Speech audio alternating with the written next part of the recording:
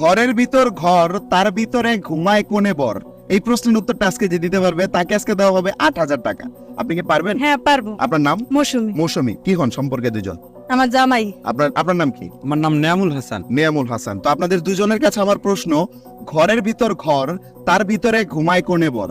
সঠিক উত্তর দিতে পারলে 8,000 টাকা পেয়ে যাবেন, ঠিক আছে? আচ্ছা। আর দর্শক আপনাদেরকে বলছি, আপনারা যদি এই প্রশ্নের উত্তর দিতে পারেন দ্রুত কমেন্ট বক্সে উত্তর দিয়ে জানান।